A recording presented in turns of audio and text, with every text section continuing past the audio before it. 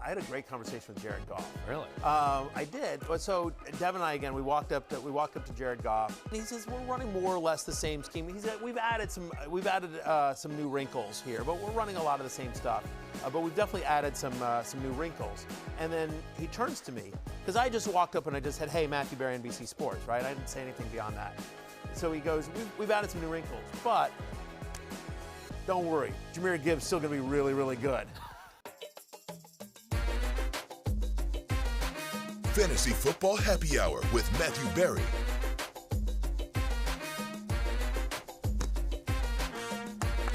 Welcome to the Fantasy Football Happy Hour. Connor Rogers, Matthew Berry, Jay Croucher. Matthew Berry, big Jared Goff guy now. I am a big Jared Goff guy. And you Give know you what? all the tips. It's going to be a good show. It is going to be a good show. I like you testing me early. Yeah, exactly, I did. Also, all the constant slapping. Yeah, whatever. We put the pads on early on Fantasy Football exactly Happy right. Hour. Like, There's no 7-on-7 flag football on this Come show. on, this is training camp. This is real time. Let's go. You didn't do that to Dustin Poirier at the Super Bowl. That was not right. Pick your battles. How about Jared Goff? Yeah, exactly. It's all about pre-scouting. It's all about understanding That your is opponent. good scouting. Yeah, exactly. I know what I'm doing. We got plenty today. Listen, big news with the Rams. Good. Kyren Williams, obviously, with an extension. Some questionable news around Matthew Stafford right now that we'll be keeping our eye on.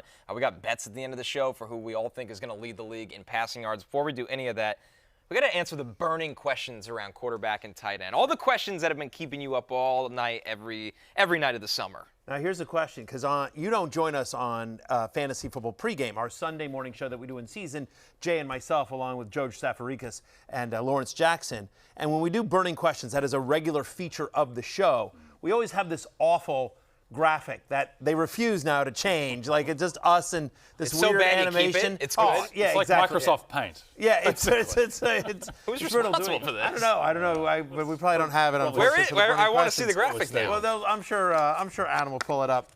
Producer Adam will find it at some point. We'll throw it up there as well. But just a quick bit of housekeeping here. Again, if you're listening to us on podcast, watching us on Peacock later, maybe Channel 85 on Sirius XM, we are live on YouTube. We are live at noon Eastern every single day on the tube.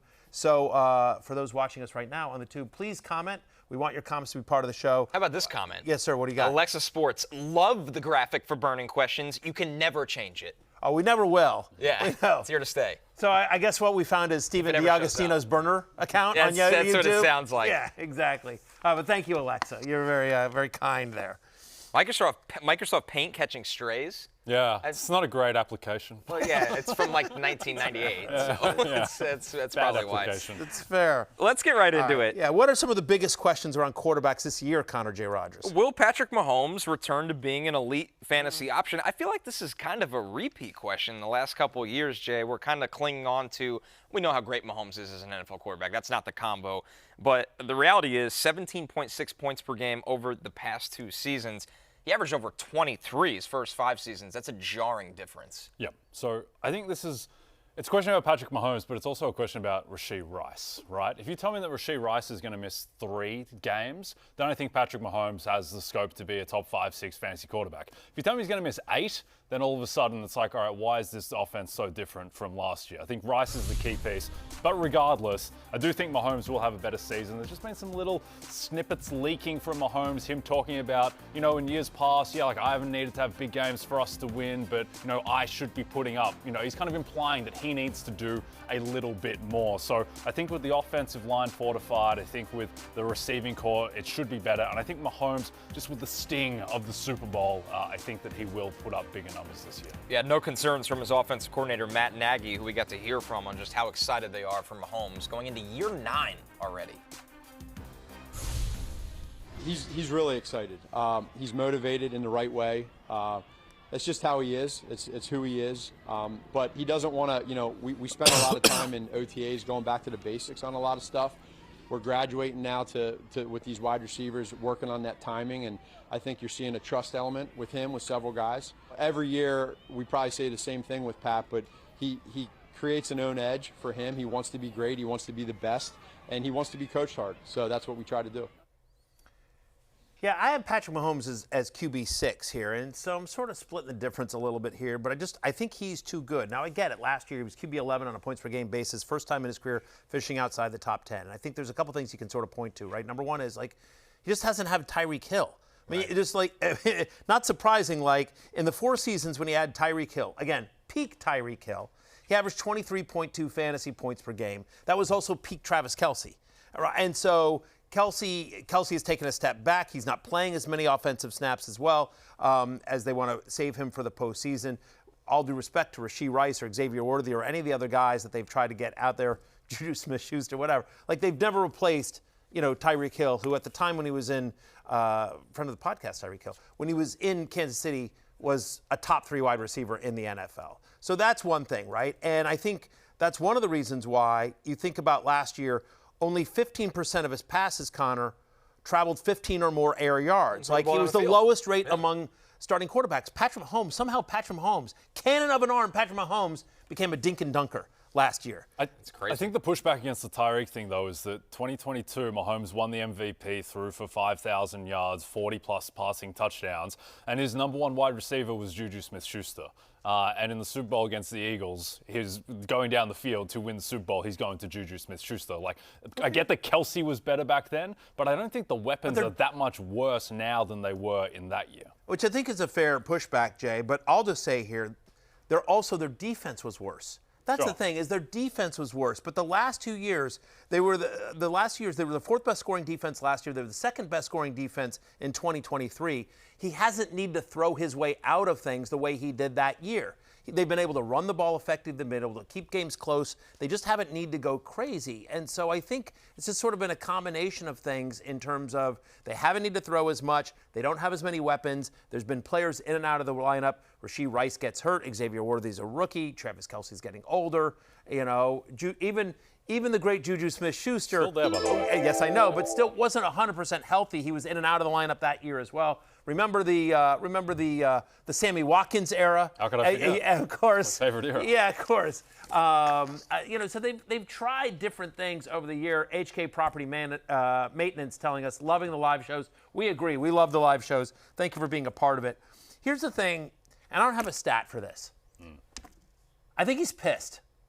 I think Patrick Mahomes is pissed. I think last Super Bowl was a wake-up call. It was a little embarrassing by their standards. Not a little. Right. It was arguably the worst, given the stakes, it was the worst game of Patrick Mahomes' professional career. Sure. I think that's fair. Not only did they get their asses kicked, but he played horribly. He played horribly. The Chiefs' offense played horribly.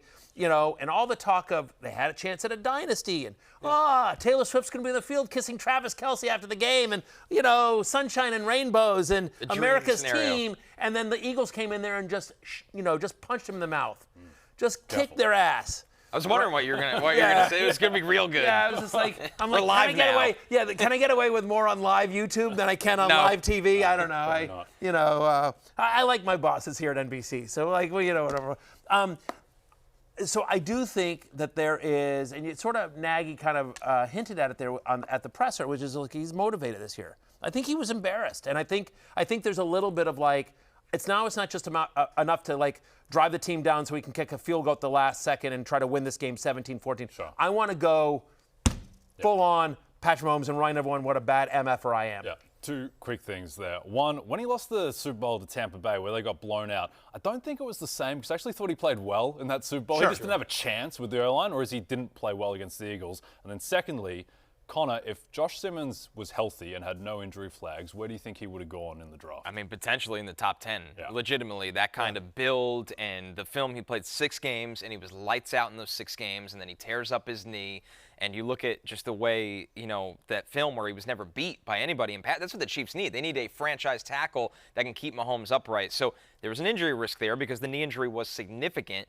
But it looks like the early returns in camp so far are promising. Yeah, and by the way, now you're also getting Xavier Worthy, who came on towards the end of last year. Yes, Rashee Rice is going to miss some games, but he's not going to miss all of them. Rashee Rice looks like Rashee Rice in camp. And so for the majority of the season, again, hoping for health, he's going to have his full complement of weapons, right? He's going to have, Worthy and Rice and Kelce and, Hollywood Brown and, whatever, the rest of the guys there. But, I think there's a reason for optimism around Patrick Mahomes this season. Also, last thing here. The Chiefs are 8-1 to win the Super Bowl. Patrick Mahomes' floor has been reaching overtime of the AFC title game. Like, he's just going to be in the AFC title game again. The Chiefs, I just don't think should ever be 8-1 to win the Super Bowl entering the season. Dennis Rodriguez on YouTube, thanks for chiming in. The Chiefs have been trying to win championships, not fantasy games, so they are playing more safe and relying on defense. Problem is, guys, we're trying to win fantasy games. Yeah, that's right. So we're trying to figure out what will that mean for Mahomes. But quarterback 6, Matthew, I think that's a pretty promising outlook on Mahomes. I mean, compared to, you think of the guys that are around that ranking. Let's move over to another player that has just been. He's heard all the chatter, including the fact that, he's got this dad bod now. He's out of shape. We've seen some of the photos, everything like that. He had that when he was. I know, that's what I'm saying. Like, he's never been like Mr. Ripped. As we said, like last year, like, quarterbacks don't need to be ripped and like it's not cardio out. Like, you need some cushioning to absorb these ridiculous hits from like Myles Garrett. The most jacked quarterback in the league is Will Levis, for context. Yeah. So have you seen Josh Allen with his shirt off? Yeah. Like, Josh Allen's not Cristiano Ronaldo. Like, he's getting some. It's okay. By the way, I applaud your encyclopedic knowledge of what quarterbacks look off without their shirts on. I can go deep. I go 20 deep. We'll power rank the most dad bods of quarterbacks. Another guy here on the list, guys, that this Daddy, is more... what are you looking at? Shirtless photos of quarterbacks. Why do you ask, Rilo? Looking for the cushion against the sacks. How about Baker Mayfield in this category, guys? I mean, obviously, Baker has found it in Tampa. Not only a home, but back to being the quarterback that when he was taken number 1 overall, everybody thought he could be. This is kind of more glass half empty question, but how much regression can we expect from Baker after such a great season? A little over 7% touchdown rate last season. His previous career high was 5.6. Last year was at 7.2. So I don't want to say he got lucky because he played at a very high level, but I think their defense will be a little bit better, and I do think the emergence of Bucky Irving means it's probably a little bit more of a balanced offense. So I do think that the touchdown rate comes down. It just has to, right, in terms of how their offense works, in terms of just sort of how probability works. 72% of their touchdowns last year came via the pass. That's a really high rate. We're not sure of the health of Chris Godwin as we sit here today. Having said that, if Baker Mayfield's touchdown passes come down, okay. Because over the last 2 years, literally no quarterback in the NFL has had more touchdown passes than Baker Mayfield. So if it comes to, he's got room to grow. Like, he's got room to come down and still be a very, very effective quarterback. I'm a QB7. The thing that I like the addition of Emeka Egbuka, who looks, Connor, I know when you looked at the tape, you're like, this is a pro-ready wide receiver. Yeah. And all the reports out of camp are like, oh, yeah. A top 15 player for me, and somebody that what you loved is how pro-ready he was. He's smart, he's athletic, he understands how to attack zone. They looked at Chris Godwin's injury and said, let's get ahead of this and be a little careful. Godwin's going to be back, but Egbuka can play right away. I think he could be a borderline star in this league. You add that to Jalen McMillan. You add that to the ageless Mike Evans. You add that to Cade Otton, who emerged somewhat last year. Bucky Irving and Rachaad White, both nice pass catchers out of the backfield. Yeah. And, oh, by the way, last year Baker Mayfield averaged over 20 rushing yards a game, the first time he's done that. Like, he added a little bit with his legs last year. It felt like last year he was more prone to tucking and running than he had been previously in his career. I know that Liam Cohen is now in Jacksonville, but it's the same offensive system.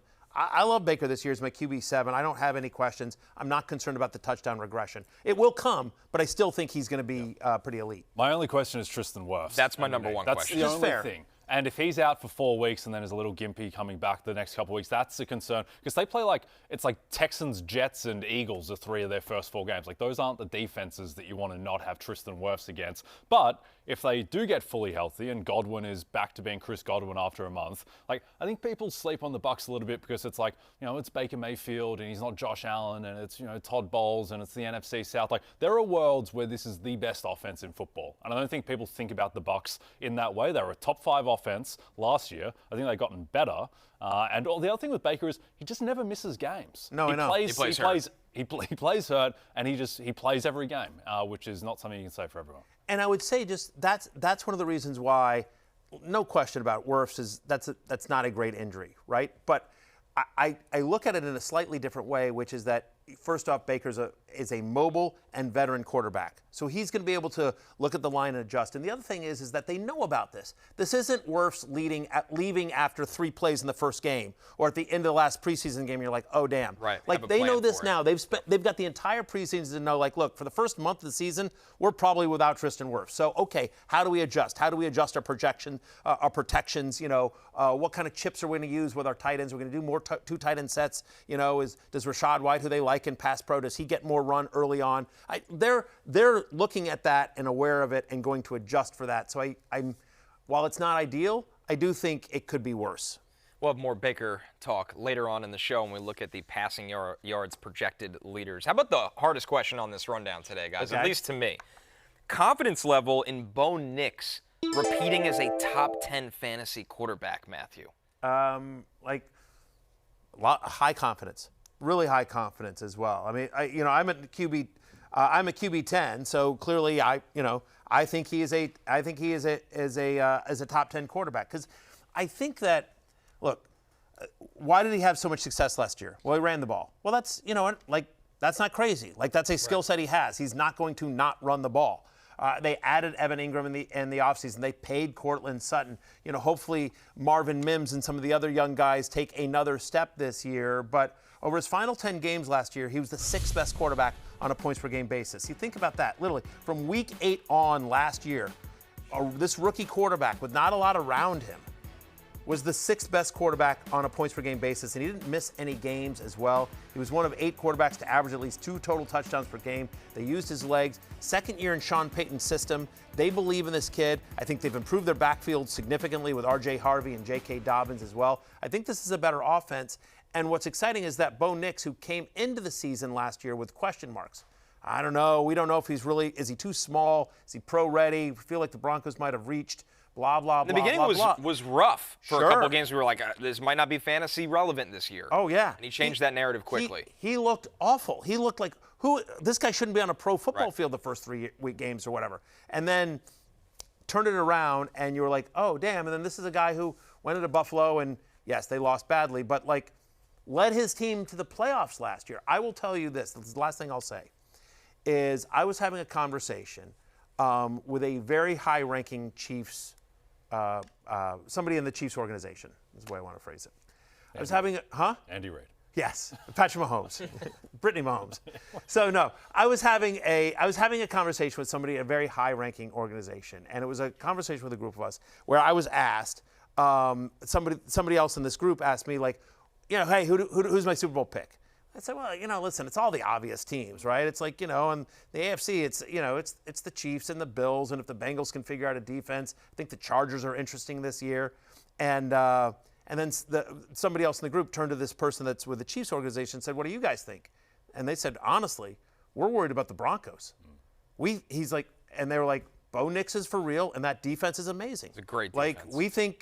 We think the Broncos are real, and there was no disrespect to the Chargers. I don't want no bulletin board material. He wasn't saying anything bad about anyone else. He just merely said that in their division, they have a lot of respect for the Broncos in terms of that defense, and they think Bo Nix is legit. Yeah, I mean, they have one of the best offensive lines in football. They have a remade running back room, and Bo Nix was well above expectations in year 1. There are worlds where the Broncos have the best defense in football and the 9th best offense, and that's a Super Bowl contender, but question for you, Connor, is Bo Nix came out as this high floor prospect who wasn't thought to have a ton of ceiling.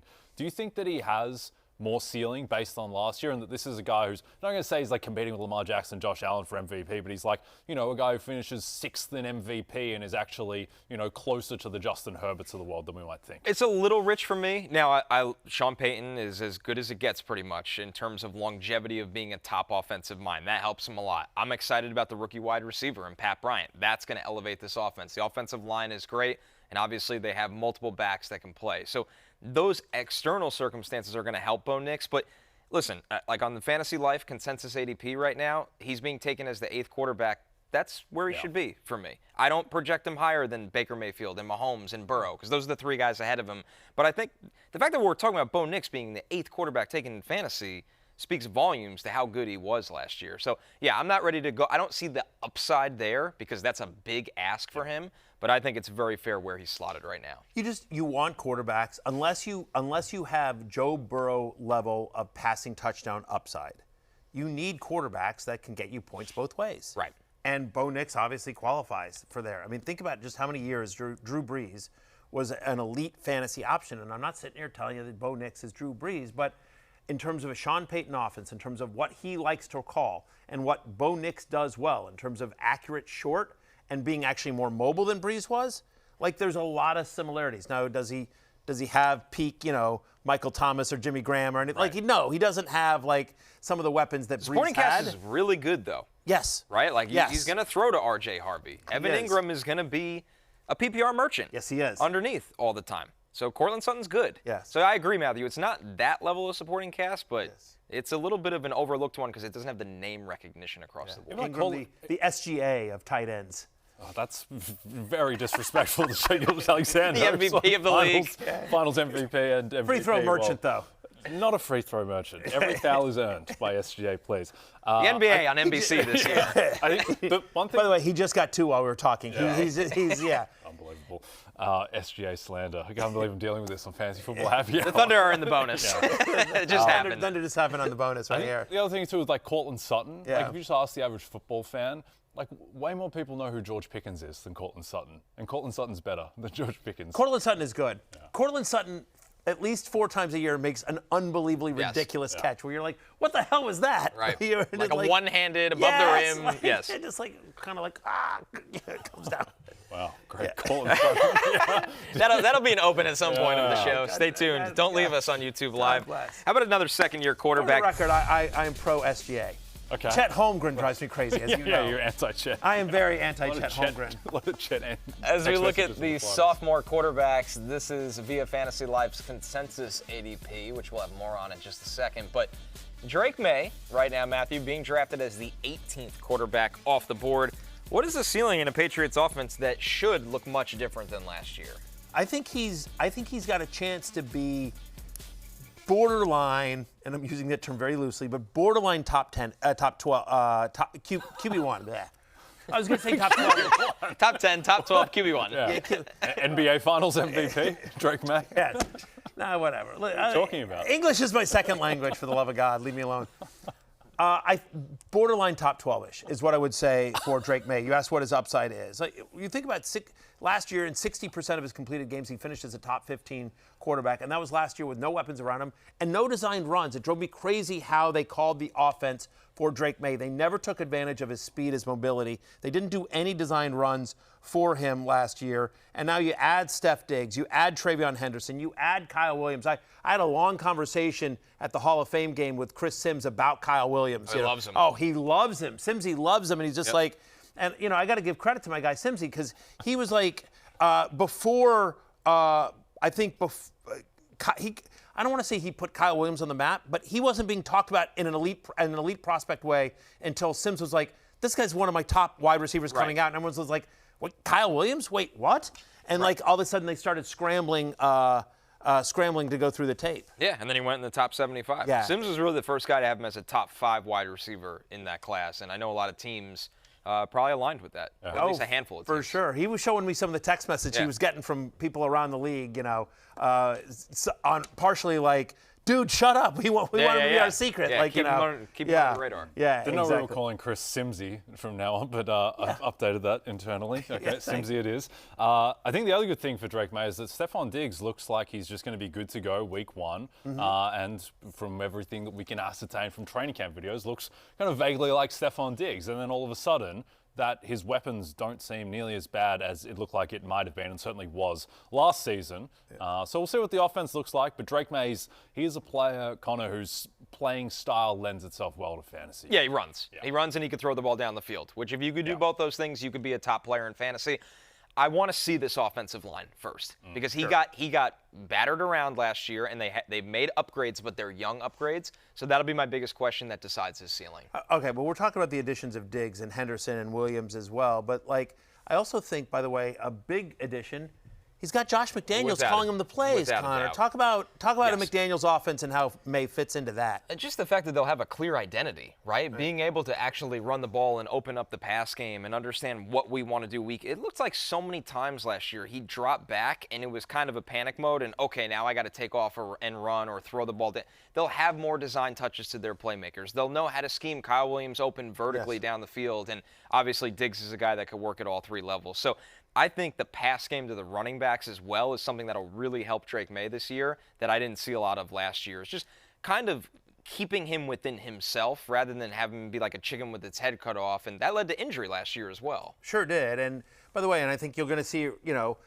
like every year we forget about him, and every year Hunter Henry starts showing up. Like I do think given 7 touchdowns. 100%. Hunter Henry's going to be 7 to 9 touchdowns this year and going to be a staple of our waiver wire show on Tuesdays going for. Like, you just know it is.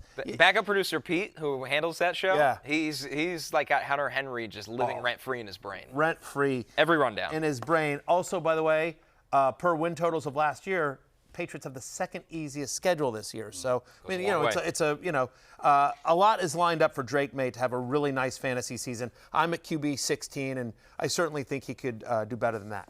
Our final quarterback question is a real simple one, guys. After a tough sophomore year, can C.J. Stroud get back to rookie form here, Jay? New play caller in town here for Stroud, and we'll kind of see if he gets that confidence back because it looked like at times last year it was lost. Yep, particularly in that Baltimore game, he just looked like a broken quarterback with all the offensive line struggles. Obviously, he had a lot of his weapons missing last season. I think the big thing with Stroud is that his rookie year, he was one of the best deep ball throwers in the NFL, and then they just lost that efficiency last year through, I think, obviously injuries, through the offensive line not giving him time, and then also I think just through some elements of bad luck. So I think that his true talent level on the deep ball throwing probably lies somewhere in between 23 and 24. So I think that he will regress a bit and get that back, and Nico Collins should just in general be healthier.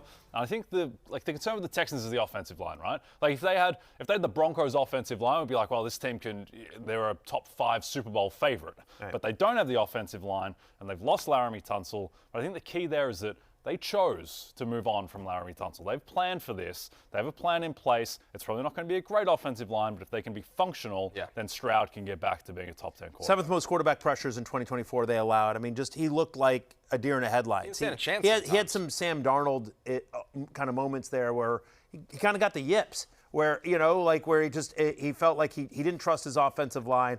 Only 2 weeks finishing last year as a top 10 fantasy quarterback. That's the same number as Mac Jones. Jay, your beloved Mac Jones. And so, and the question becomes... The SGA backup quarterback. Yeah, exactly. The question becomes, can C.J. Stroud get back to, 2 years ago, his rookie year? And the answer is, can he? Sure. Do I think he will? Probably not. I'm at QB 18. Do I think Stroud's really talented? I do. But you mentioned the offensive line questions. We just don't know how it's going to gel. It's clearly a new unit. He's adjusting to a new offensive coordinator, right? Outside of Nico Collins, there's a lot of question marks in terms of the pass catchers. Stephon Diggs has moved on. Tank Dell is hurt. They've got 2 rookies in Christian Kirk.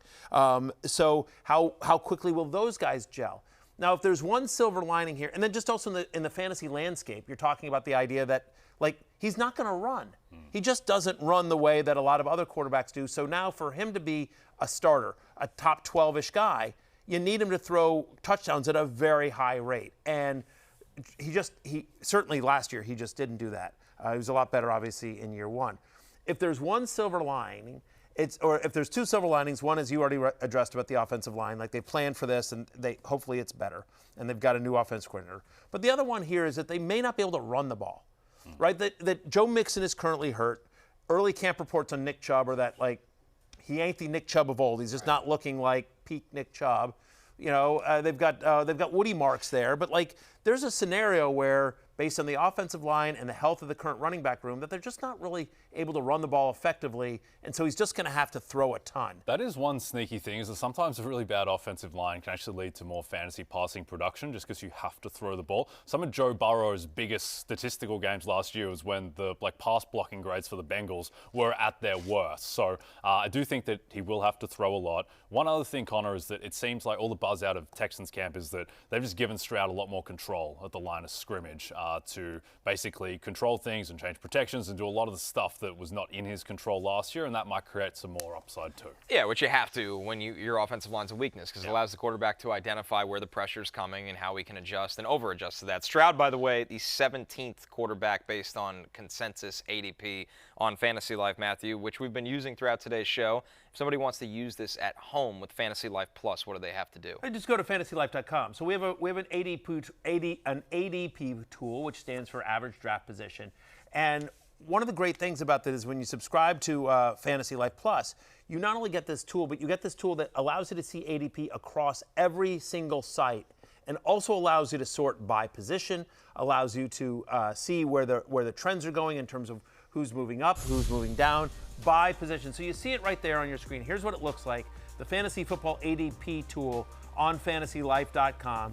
You see there, it says list view at the upper left hand, but you can also click draft board, and it will show you all the ADP overall in the style of a draft board. So you can sort of see, like, oh, on the third round turn, this is where I could get this guy. Or how, if I want to get Baker Mayfield, where, in a draft would it be? As you can see there at the top, quarterback, wide receiver, tight end, flex, kicker, defense. You can sort by position, and then you see across the top there, ESPN, Sleeper, Yahoo, CBS, RT Sports, Underdog, Guillotine Leagues, of course, FFPC, like on and on and on. Pretty much every provider that you can draft on. So you can mix and match. Like, oh, I want to see where I could get this running back because my draft is going to be on CBS. And so you can do this. You can mix and match, and you click. There's a little arrow button there that if you want, that allows you to see, here's where the trends over the last 7 days, who's moving up, who's moving down. Like, it is an incredibly comprehensive tool that is kind of a freemium version that you can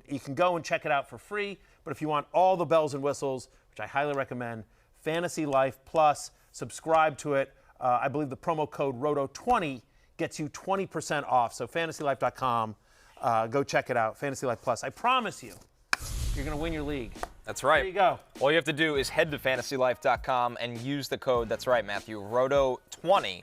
That's for 20% off. Yeah, it's all the tools in Fantasy Life Plus, I will tell you, are specifically tailored to your league. You can import your league from any other source, and you're able to see sort of like, oh, if I want to try zero RB, do I want to go, hero RB? Do I want to wait on tight end? Whatever your strategy is, and whatever the strategies of your league mates, like, the point being is that everyone's league is unique. Your advice should be as too. So every single tool we've designed at Fantasy Life is unique and ability to be customized down to the nanosecond of your league. All right, guys. It's minute detail. Yes. We answered the burning questions. Well, listen, it's something you could use to defeat me since I have won this league two years in a row. I am the back-to-back champion, the defending champion. Some people are calling it a dynasty. Josh Sweat is waiting for you to disrupt the three-peat. All right, well, we'll see. We'll see. We're going to move over to the burning questions for tight ends. And, of course, everybody is kind of looking at the top of this group, guys, with Brock Bowers leading the charge. We got to hear from Geno Smith on his connection already with the young tight end and Brock Bowers. The talent's obvious, right? Like, the talent that he has, a big body who runs like a receiver, runs like a slot receiver, catches like an X receiver or a Z receiver, blocks like a tight end. He's got the full gamut of, like, what you want from a tight end. Every single day, he's out there working hard. From the minute we step on the field, he's giving you 110%. And that's like, you got guys like him, like Max, like, all these guys are the spitting image of what you want to be as a Raider. And, like, Brock's a guy, like, if I could say, like, hey, man, watch this guy and emulate him, that's the guy you want to be like. Burning questions. There we go. Wow. Look at this. Come on. It's somehow worse than I thought. George Savaricas being flayed alive. Yeah. But George actually looks the most natural in this. You guys. Yeah. And just, this is like a static screenshot, but, like, when we do it on the show, like, the animation is moving, like our heads are bobbing up and down. Wow. It's even creepier and weirder. It's a big budget production. Yeah. Burning questions. Atrocious visual. Here's one for you, Matthew. How early would you take Brock Bowers? Consensus ADP 19. Yeah, I'm at 17 overall, so I'm like mid to the part of the second half of the second round is where I really like Brock Bowers. I think he's going to be, obviously, he was amazing last year. I think Geno is an upgrade for him at quarterback. I think Chip Kelly is an upgrade for him in terms of the offense and playing calling. It is worth knowing Geno very quietly has 3 straight years of over 3,500 yards, at least 20 touchdowns as well. But my concern about Brock Bowers isn't necessarily him. It's more about where other people are going. I would rather wait a round or two to get Trey McBride or George Kittle, both of whom I think could easily finish as the number 1 tight end in fantasy. The argument for Brock Bowers or any tight end as a first-round pick, we saw this during the Kelce heyday, is that not only are they going to be elite, but they're going to be so much better than every other tight end that they give you just a massive advantage at that position. And I just don't see that with Brock Bowers. I think there's certainly a very real scenario where he finishes as the number 1 tight end in fantasy again. But I also think there's a scenario where George Kittle is that guy, where Trey McBride, with more touchdown equity and more touchdown luck this year, he becomes the number 1 guy. We're going to talk about LaPorta, Hawkinson. There's other guys, Could Kelce have one last swan song in him? Absolutely, especially with Rice missing some time. So I love Bowers. He's my number 1 tight end, but I have him as the, kind of the mid to late second rounder because I don't think he's going to give you a massive advantage against the people that draft the Kittles and the McBrides of the world. Another tight end that once upon a time had a monster rookie season, Jay, Sam LaPorta. The question isn't if he's good. It's a matter of, will he see enough targets to finish as a top 5 tight end? I think he can, and the reason why is that last year the Lions went 15-2. They were just leading a lot of games, and they just didn't have to utilize Sam LaPorta as much. He's also banged up a little bit coming off that epic rookie season. And so I just think that the fact that the Lions have one of the hardest schedules in football, their win total is 10.5, juiced to the under, so they're going to be in throw scripts more often. And I think that even with the improvement of Jameson Williams, you suspect that this offense, in terms of the pass game, Sam LaPorta will still be a big part of it. Even if he is 3rd in the pecking order behind Amon-Ra and Jameson Williams and Jahmyr Gibbs out of the backfield will compete as well. I just think that they're going to have to throw more often, that he will be able to be a top 5 tight end. Yeah, I mean, listen, I am a tight end 4, obviously, over the final 6 games last year, which, I think is somewhat helpful. From week 13 on, he was averaging 15 fantasy points per game. Listen, the target share is a bit of a concern, right? 17% target share, not great. They do have so many mouths to feed in Detroit, but I will tell you, when I was talking to my good friend Jared Goff before the game, I mean, that's what he talked about. He just basically said, look, it's Jahmyr, it's Amon-Ra, it's Jameson, it's Sam LaPorta. They just have a lot of weapons, but it is going to be concentrated to the extent you can call that concentrated with those 4 people. I do think there's probably some more touchdown equity for LaPorta coming this year as well, given that they will be throwing a bit more. Our next tight end here, guys, Travis Kelce. I think the question is kind of simple, Matthew. It's just a matter of, are we getting to the end here? Is he? Do I dare say the word washed? Or do you think he's got something left in the tank for fantasy? And Dominic on YouTube said, after Travis Kelce getting attacked by a bear and Happy Gilmore, that's a spoiler, by the way, God, he definitely is dropping in drafts. Yeah, by the way, Jay loves you, Dominic. Yeah, that seems Jay's like a Jay now burner. I don't have to be blamed for being spoilers. Now it's our YouTube commenters. I mean, a lot of people getting attacked by bears lately. Seattle Kraken mascot got attacked by a bear. There's a lot happening. I literally a week and a half ago, I had a bear, like a mama bear, and her cub in my backyard. Not what you want. It was scary as hell. Yeah, I don't care for that. It was scary as well. And so that I was just like, listen, Brooke, Samantha, my 13-year-old daughters, I said, you go out there and see if you can. I've got to stay here and protect your mom. Yeah. I've got to protect your mom. You guys, here, bring them some berries or something. See if they want to have a picnic lunch. Because I will say that the majority of my my knowledge about bears. If you bring them a picnic basket, they will sit down. They accept it. A token of peace. Yes. I've watched some of these documentaries about a bear named Yogi, and they like picnic baskets. Yes, is which I can tell you. Sure, they'd peacefully accept it from you. Sure. Move on to the next house. So anyway, I mean, listen. Picnic basket with Travis Kelce coming up. Yeah, there you go. Season. By the way, the great internet rumor is that in that bear suit is Taylor Swift. That Taylor Swift has made a unnamed cameo in Happy Gilmore 2, and that she's in the bear suit. Seems like something she has the time for. Who knows? We don't know. Here's the things we do know. That last year, no tight end had more red zone targets than Travis Kelce. He's tied for 3rd among all players. He still had a 25% target share once Rashee Rice went down. But when Rashee Rice was there, 14% target share.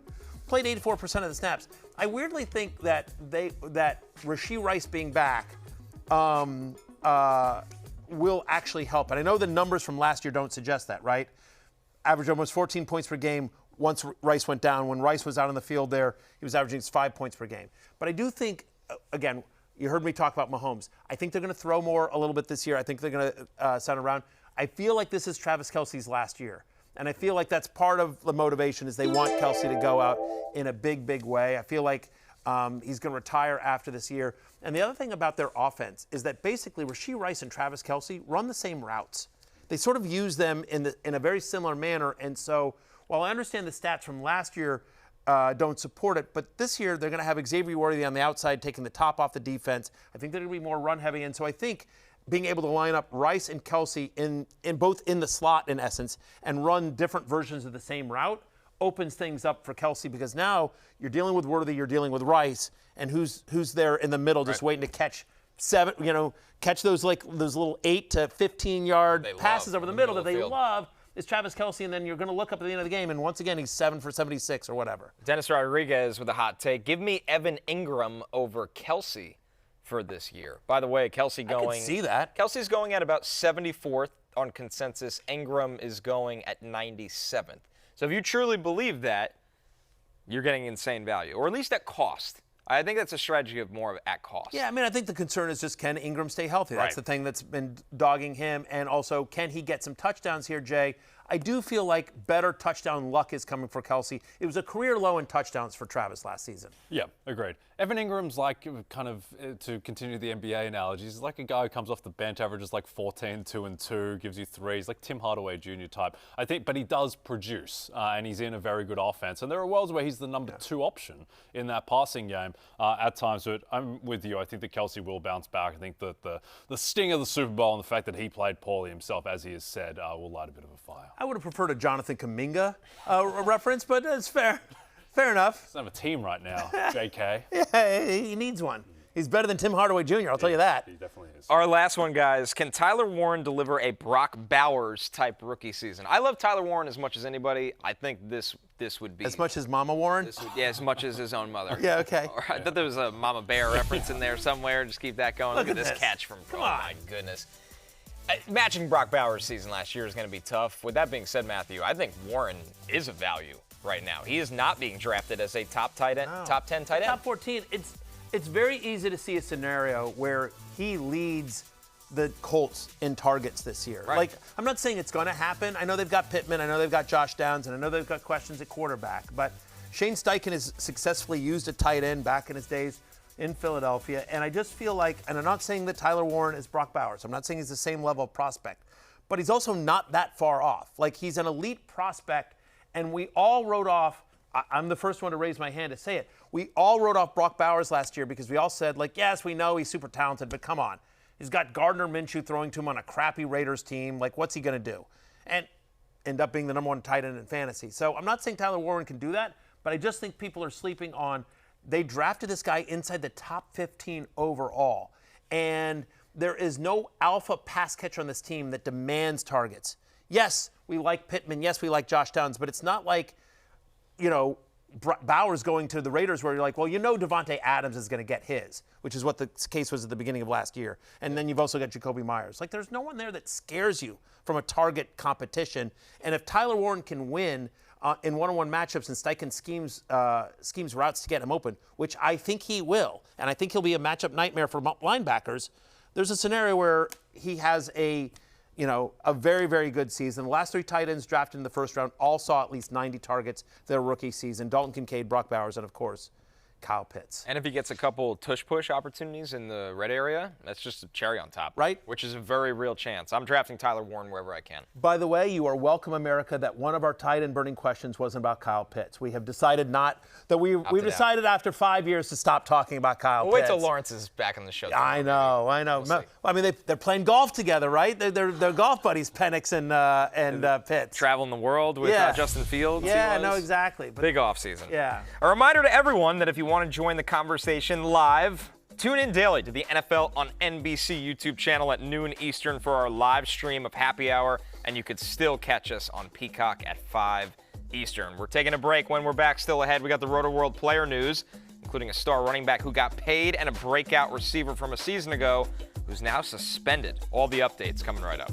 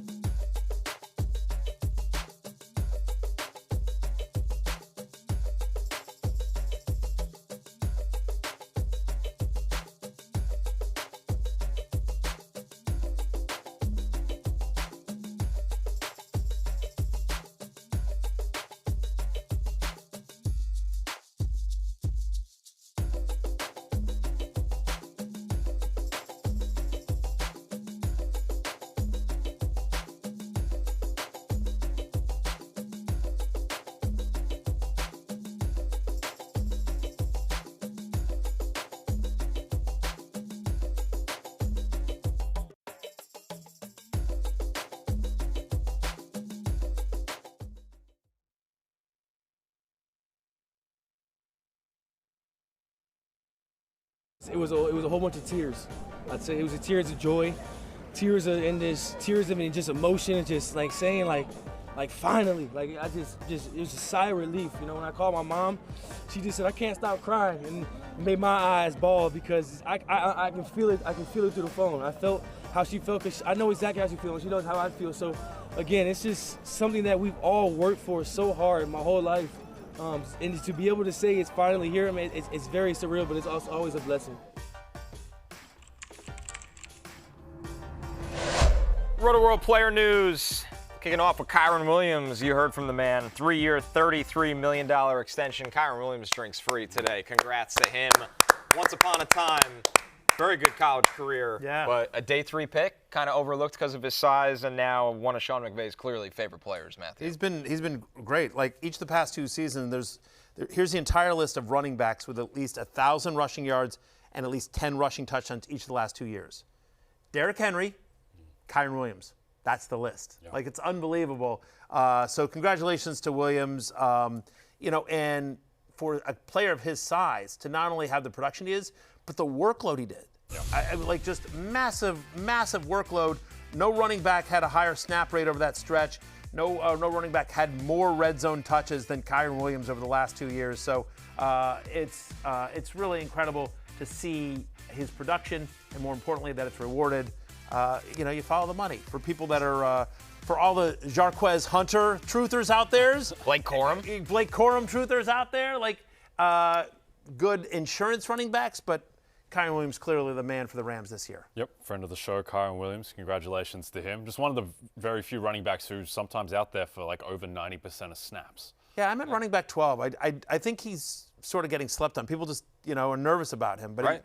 He winds up being a value in a lot of drafts that I am in. Yeah, ADP is at 26. So if you miss out on one of the top running backs, and Kyren Williams is sitting there in one of the rounds after the first for you, still a good 26 value. overall. 26 overall. Yes. Yeah, 11th running back in drafts right now. Speaking of the Rams, Matthew Stafford will participate in an individual workout. They're going to see. They're going to look forward to easing him back in. So Stafford, we're not going to see a lot of Stafford this summer, I don't think, with that back injury, but. This is one where it's been a little weird. I'm not going to lie. Don't like my quarterback getting an epidural in August. Well, and he's almost 40. Yeah. So. He's 37 with a history of back injuries. I'm not concerned about Stafford because I don't think he's really a fantasy option. I am concerned, the downgrade from Stafford to whoever isn't Matthew Stafford. Right. Hurts, Puka Nacua, and Devontae Adams. Yeah, one James Garoppolo. It took me a second. This is the problem with being live. I literally forgot for a second that Jimmy Garoppolo It's was easy there. to forget. Yeah, I know. I was just like, I Adams thought it tried was, to yeah, I forget. was like, Stetson Bennett's there, right? And anyway, yeah. Staying in the NFC, Jordan Addison suspended 3 games for violating the NFL's substance abuse policy. So a Vikings offense that needs all the playmakers they got for J.J. McCarthy going to be without Addison. Yeah, for 3 games. It's look, it's not ideal. Jalen Naylor probably steps up. Some more T.J. Hawkinson. Rondell Moore is there. Let's go, Rondell. So they have a couple of guys there, but I don't know that there's anything. I'm not moving Jalen Naylor up my ranks, and I do actually think this might keep people away from Addison. But such a good rookie year. I actually think Addison might be a value this year. 3 games in the it's not ideal, but it's also not a killer when it comes to fantasy football and season long. I do think Addison, especially where you're going to get him in drafts, could be a value this year. Our last bit of news here. Welcome back, Keenan Allen to the Chargers. A 1-year deal for $8.52 million. So Keenan Allen waited a long time in free agency, ends up going back to the Chargers. Nate Blackwell on YouTube. What do y'all think of the Keenan Allen signing, and does it hurt Lad McConkey? I don't think it does. I don't think if it causes a dip, I would buy the dip on McConkey. This should not affect him at all. Sure, I mean, you're talking about if it hurts his draft stock, if people are maybe a little less inclined to draft him. I agree with you. I'm buying the dip. But from a production standpoint, Jay, I just don't see it. Like, McConkey's the future of that offense. He's the center point. This feels like more like a depth signing. Like, I think he'll have a real role because after McConkey, there's not much. It's a couple of rookies. It's QJ who struggled. But I don't see it hurting McConkey. Agreed. I think it muddies their depth in terms of like KLS and Trey Harris and QJ and now Keenan Allen, like who's going to step up out of those guys to emerge behind Lad McConkey. Yeah, and so I think you'll see, I mean, again, 47% of his routes last season came outside, right, for Keenan Allen. So he can play outside. He's known as kind of as a big slot, obviously. 53% of his last seasons came in the slot, but the other, he played basically half inside, half outside. So I think he'll probably spell McConkey some inside on certain routes. But then there's a lot of times he'll probably be on the outside with whether it's Trey Harris or KLS or whoever else they wind up using there. Chargers always a hit on social media, Jay, and a little welcome back for Keenan Allen here. Yeah, continuing the NBA theme of today's show, Nikola Jokic, after his horse won. Nikola Jokic didn't display this level of emotion when he won the NBA title in 2023, let me tell you that. But he loves his horses, and the Chargers love a good gag on social They really media. do. Yeah, whatever the Chargers social media team makes, it needs to be more. It's not enough. We're going to take our last break here, guys. When we're back, last call is coming up. Find out who we're betting to lead the league in passing yards right after this.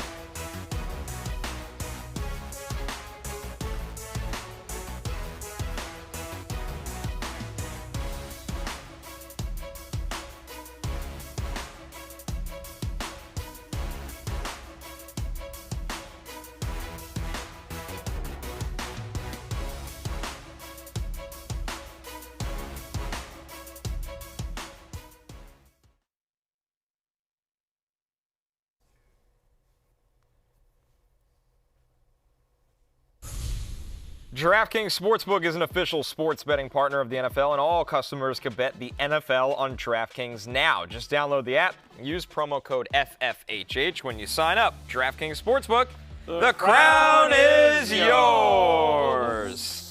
All right, guys, let's take a look at the regular season passing yards leaderboard from DraftKings. Jay, what do you like on this board? Like the Bake Show, Baker Mayfield at plus 1,200. He was third in this race last season.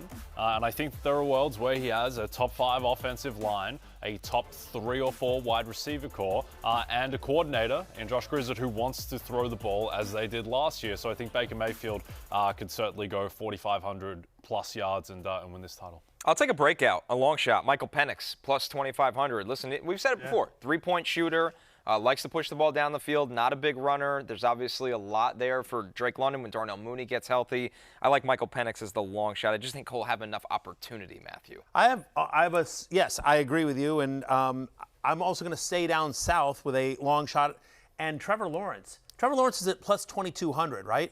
And so you think about the offense. Liam Cohen's coaching this offense. Last year in Tampa Bay, Buccaneers second in passing yard. They led the NFL in pass attempts. His whole job is to fix Trevor Lawrence, I should say. I don't think that defense is going to be very good. And so Lawrence, there's a good quarterback in there somewhere. And so adding Brian Thomas Jr., who's a vertical threat, if Travis Hunter plays the offense the way we think he can be, I kind of like Parker Washington. I'm crazy. I sort of like the Jaguars this year. Brenton Strange as well. Obviously, you know, they've got some running backs, Bashal Tutin, that can take it to the house on a swing pass. So, yeah, give me Trevor Lawrence at plus 2,200 to lead the NFL in passing yards. We're back tomorrow live, noon on YouTube. The show, of course, available on demand wherever you get your podcasts. On demand on YouTube. It'll be on Peacock at 5 o'clock. And on SiriusXM channel 85. It's closing time. You don't have to go home, but you can't stay here. For Jay and Connor, I'm Matthew. See you tomorrow at noon. Peace out.